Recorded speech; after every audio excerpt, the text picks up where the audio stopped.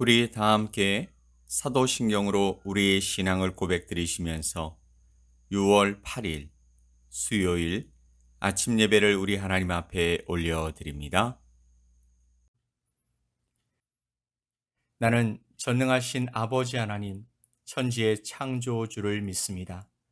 나는 그의 유일하신 아들, 우리 주 예수 그리스도를 믿습니다. 그는 성령으로 잉태되어 동정녀 마리아에게서 나시고 본디오 빌라도에게 고난을 받아 십자가에 못 박혀 죽으시고 장사된 지 사흘 만에 죽은 자 가운데서 다시 살아나셨으며 하늘에 오르시어 전능하신 아버지 하나님 우편에 앉아 계시다가 거기로부터 살아있는 자와 죽은 자를 심판하러 오십니다. 나는 성령을 믿으며 거룩한 공교회와 성도의 교제와 죄를 용서받는 것과 몸의 부활과 영생을 믿습니다. 아멘.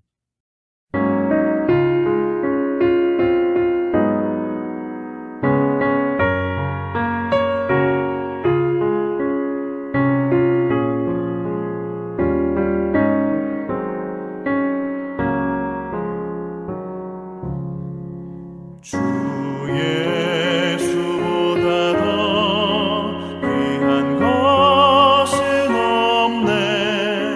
이 세상 부귀와 바꿀 수 없네.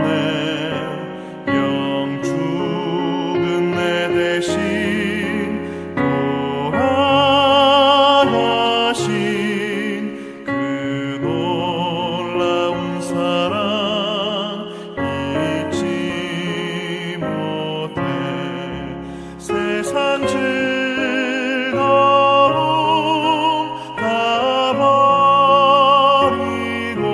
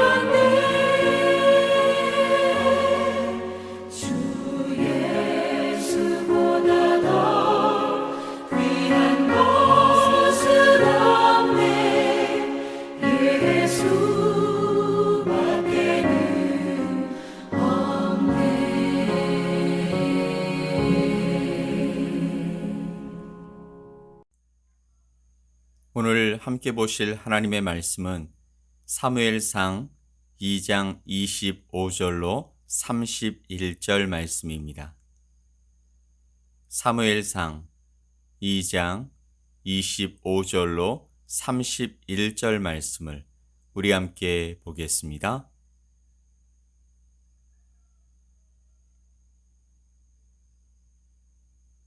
사람이 사람에게 범죄하면 하나님이 심판하시려니와 만일 사람이 여호와께 범죄하면 누가 그를 위하여 간구하겠느냐 하되 그들이 자기 아버지의 말을 듣지 아니하였으니 이는 여호와께서 그들을 죽이기로 뜻하셨음이더라. 아이 사무엘이 점점 자라매 여호와와 사람들에게 은총을 더욱 받더라. 하나님의 사람이 엘리에게 와서 그에게 이르되 여호와의 말씀에 너희 조상의 집이 애굽에서 바로의 집에 속하였을 때에 내가 그들에게 나타나지 아니하였느냐. 이스라엘 모든 지파 중에서 내가 그를 택하여 내 제사장으로 삼아 그가 내 제단에 올라 분향하며 내 앞에서 에봇을 입게 하지 아니하였느냐. 이스라엘 자손이 드리는 모든 화제를 내가 네 조상의 집에 주지 아니하였느냐. 너희는 어찌하여 내가 내 처소에서 명령한 내 재물과 예물을 밟으며 내 아들들을 나보다 더 중히 여겨 내 백성 이스라엘이 드리는 가장 좋은 것으로 너희들을 살찌게 하느냐. 그러므로 이스라엘의 하나님 나 여호와가 말하노라. 내가 전에 네 집과 네 조상의 집이 내 앞에 영원히 행하리라 하였으나 이제 나 여호와가 말하노니 결단코 그렇게 하지 아니하리라.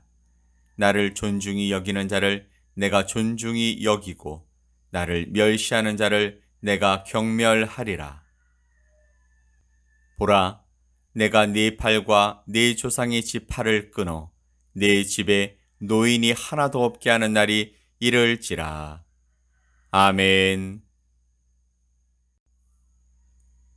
제사장 엘리가 매우 늙었더니 그의 아들들이 온 이스라엘에 행한 모든 일과 회막문에서 수종드는 여인들과 동침하였음을 듣고서 너희가 어찌하여 이런 일을 하느냐. 내가 너희의 악행을 이 모든 백성에게서 듣노라. 내 아들들아, 그리하지 말라. 내게 들리는 소문이 좋지 아니하니라. 너희가 여호와의 백성으로 범죄하게 하는도다. 사람이 사람에게 범죄하면 하나님이 심판하시려니와 만일 사람이 여호와께 범죄하면 누가 그를 위하여 간구하겠느냐라고 충고했지만 그들은 자기 아버지의 말을 듣지 않았습니다. 이는 여호와께서 그들을 죽이기로 뜻하셨기 때문이라 말씀하십니다. 하지만 아이 사무엘은 점점 자라면서 하나님과 사람들에게 은총을 더욱 받았다라고 말씀하고 있습니다. 당시에 이방 민족의 음란한 제사 풍습이 이스라엘 사회 전반에 심지어 제사장 사회에까지 깊숙이 침투해 들어왔습니다. 성소 내에서 일정한 직무를 부여받았던 헌신된 여인들이 있었는데 엘리의 아들들은 자신들이 가진 높은 지위를 이용하여 탐욕을 채웠을 뿐만 아니라 회막문에서 수종드는 여인과 동침하는 일 등을 서슴지 않았던 것입니다. 그래서 늙은 엘리 제사장은 그들의 죄가 신성 모독죄에 해당되어지는 중대한 범죄임을 책망하면서 회개하지 않는다면 반드시 하나님의 무서운 심판을 피할 수 없게 된다고 충고했던 것입니다. 하지만 두 아들들은 아비의 충고를 듣지 않았습니다. 사무엘은 점점 자라면서 예수님과 같이 여호와와 사람들에게 은총을 받았다라고 말씀하십니다. 실제로 은혜가 은혜되기 위해서는 순종이 반드시 필요합니다. 순종이 없는 신앙은 성립할 수 없습니다. 엘리의 두 아들들은 은혜를 거절함으로 징벌을 받지만 사무엘은 하나님의 말씀에 순종함으로 마지막 사사로 크게 쓰임을 받게 되는 것이죠. 구원은 하나님의 선물이지만 인간편에서는 순종하여 받아들이는 믿음을 통해서 이루어지는 것입니다. 그래서 예수님을 통한 구원은 선물인 것이죠. 공짜로 거저 주시는 선물입니다. 하지만 우리가 기억해야 할 사실은 하나님의 말씀에 순종할 때 선물이 선물되는 것입니다. 그러므로 우리 모두 하나님의 말씀에 우리 자신의 삶을 비춰보면서 회개하고 순종함으로써 하나님의 역사에 동참하는 삶을 살아갈 수 있었으면 좋겠습니다. 자, 27절로 30절 말씀을 보면 하나님의 사람이 엘리에게 찾아와서 엘리 제사장의 조상들에게 주셨던 은혜를 상기시키면서 왜 그 은혜를 잊어버리고 배은 망덕한 죄를 짓고 사느냐라고 책망합니다. 애굽에서 바로의 집에 속하였을 때에 택하여 제사장으로 삼아주셨는데 하나님의 제물과 예물을 밟으며 하나님보다 그 아들들을 더 중히 여겨 엘리가 그 아들들의 제물 모독죄에 동참했다라는 것입니다. 그래서 나를 존중히 여기는 자를 내가 존중히 여기고 나를 멸시하는 자를 내가 경멸하리라 라고 말씀하심으로써 엘리의 자녀들이 하나님을 멸시했기에 엘리 가정을 심판하시겠다라고 말씀하고 있습니다. 하나님을 존중히 여기는 자는 존중받고 하나님을 경멸히 여기는 자는 경멸히 여김을 받게 하신다라고 말씀하셨습니다. 제사장은요, 하나님이 정하신 제사의 규례와 더불어서 그 제사를 드리는 사람의 마음의 중심을 가지고 하나님 앞에서 일하는 자입니다. 그런데 그들은 마치 하나님은 없다는 식으로 일하고 있었습니다. 하나님보다 위에서 제사 규례를 마구 어기고 사람들의 마음을 상하게 하고 그리고 그 제사를 받으실 하나님을 무시한 채 행하는 그들의 태도는 하나님께서 더 이상 참으실 수 없으셨던 것입니다. 그래서 제사의 규례를 어기고 성소를 더럽힘으로써 하나님을 멸시한 엘리 가정은 하나님의 준엄한 심판을 받아 이스라엘 중에서 경멸거리가 되게 하시겠다고 말씀하신 것입니다. 하지만 하나님을 경외하고 그 말씀을 신실히 쫓음으로써 하나님을 존중히 여긴 사무엘은 하나님의 은총 속에 높이 쓰임받을 것을 암시해 주십니다. 우리는 하나님을 사랑하고 공경하며 존중히 여기며 살아가야 합니다. 곧 하나님의 은혜를 깊이 생각하고 하나님의 이름을 소중히 여기며 하나님을 경외해야 한다라는 것이죠. 이것은 하나님의 임재를 체험했을 때 일어나는 일입니다. 그냥 몸에만 밴 태도로는 지속될 수 없는 일입니다. 하나님의 임재를 체험한 자는, 즉 하나님을 인격적으로 만나본 자는 하나님의 임재를 체험했기 때문에 두렵고 떨리는 마음으로 하나님을 사랑하고 하나님을 소중히 여길 수밖에 없습니다. 바라기는 우리의 모든 아집과 교만을 버리고 하나님을 존중히 여김으로써 하나님을 하나님 되게 만드는 복된 하루가 되시길 예수 그리스도의 이름으로 간절히 축복합니다. 아멘. 자, 하나님은요, 엘리 가문이 하나님의 심판을 받아 결국 멸절하게 될 것을 말씀하셨습니다. 엘리 가정은 내가 내 팔과 내 조상의 집 팔을 끊어서 내 집에 노인이 하나도 없게 하는 날이 이를지라. 이스라엘의 모든 복을 내리는 중에 너는 내 초소의 환난을 볼 것이요 네 집에 영원토록 노인이 없을 것이며 내 제단에서 내가 끊어버리지 아니할 네 사람이 내 눈을 쇠잔하게 하고 내 마음을 슬프게 할 것이요 네 집에서 출산하는 모든 자가 젊어서 죽으리라. 네 두 아들 홈니와 비느하스가 한날에 죽으리니 그 둘이 당할 그 일이 내게 표징이 되리라 라고 말씀하셨습니다. 노인이 하나도 없게 한다라는 이 말씀으로 그들이 모두 단명한다라고 말씀하시면서 두 아들이 한날 한시에 죽을 것을 또한 말씀해 주십니다. 엘리 생전에 닥칠 두 아들의 동시적 죽음은 무명의 선지자가 선포한 심판이 하나도 어김없이 그대로 성취될 것을 보여주는 뚜렷한 표징이 되어서 그들이 실제 블레셋과의 전투 중에 전사하게 되는 것입니다. 그러므로 인생을 주관하시며 심판하시는 하나님을 잊지 맙시다. 하나님의 뜻을 발견하고 하나님께 그것을 맡기고 하나님을 의시하고 순종하며 살아갑시다. 아멘. 자, 하나님은 엘리 가문을 심판하시면서 새로운 충실한 제사장을 일으키시겠다고 말씀하셨습니다. 내가 나를 위하여 충실한 제사장을 일으키리니 그 사람은 내 마음 내 뜻대로 행할 것이라. 내가 그를 위하여 견고한 집을 세우리니 그가 나의 기름 부음을 받은 자 앞에서 영구히 행하리라 라고 말씀하셨습니다. 이것은요, 사무엘 그리고 사독 그리고 그리스도 예수에 대한 삼중적인 예언으로 나타나고 있습니다. 사무엘은 제사장과 제사장 가문의 후손은 아니지만 제사장 및 제사의 권위를 회복했습니다. 그리고 실제로 제사장의 직무를 수행하기도 했던 것이죠.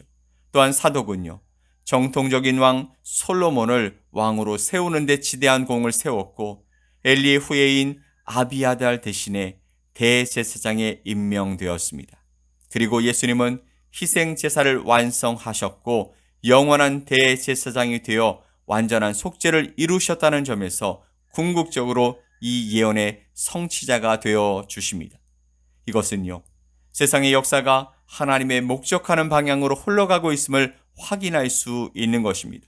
하나님은요, 우리들의 한 개인의 삶을 주관하시지만 동시에 세상의 역사를 주관하시기에 개인의 삶이 왔다가 사라져도 하나님의 역사는 변함없이 그분이 원하시는 방향으로 흘러간다는 것을 말씀하시는 것입니다. 사랑하는 성도 여러분, 간절히 소망하는 것은 우리를 사랑하셔서 불러주신 그 하나님, 또한 우리를 구원하시기 위해 자신을 내어주신 예수 그리스도, 또한 우리 가운데 역사하심으로 하나님의 뜻과 예수 그리스도의 사랑으로 살아가도록 도우시는 성령 하나님의 인도하심을 늘 생각하며 살아갑시다. 내게 오늘도 새롭고 강력한 생명을 허락해 주셨습니다. 이 하루가 나만을 위해 살아가도록 내버려 두지 말고 나를 통해 하나님의 이름이 높아지고 나를 통해 하나님의 생명이 흘러가도록 늘 깨어서 복음의 증인된 삶을 살아갑시다. 여러분 각자의 자리가 하나님이 역사하시는 역사의 현장이 되게 합시다. 그렇게 복된 하루를 주 예수 그리스도 안에서 살아가시길 예수 그리스도의 이름으로 간절히 축복합니다. 아멘. 우리 함께 기도합시다. 전능하신 아버지 하나님, 자신의 직분을 망각하고 자신에게 은혜를 주신 하나님을 멸시했던 자들이 역사 가운데 어떻게 심판을 받았는지 오늘 말씀을 통해서 봅니다. 그러므로 우리들은 하나님을 만나고 또 하나님을 사랑하고 하나님을 소중히 여기며 동행하고 함께 동역하며 행복하고 감사한 삶을 매일매일 살아갈 수 있도록 우리 가운데 역사해 주시옵소서. 오늘도 주의 손에 나의 삶을 맡겨드리오니 함께해 주시옵소서. 감사드리며 예수 그리스도의 이름으로 기도 올리옵나이다. 아멘. 하늘에 계신 우리 아버지여, 이름이 거룩히 여김을 받으시오며 나라가 임하시오며 뜻이 하늘에서 이루어진 것 같이 땅에서도 이루어지이다. 오늘 우리에게 일용할 양식을 주시옵고 우리가 우리에게 죄 지은 자를 사하여 준 것 같이 우리 죄를 사하여 주시옵고 우리를 시험에 들게 하지 마시옵고 다만 악에서 구하시옵소서. 나라와 권세와 영광이 아버지께 영원히 싸움나이다. 아멘.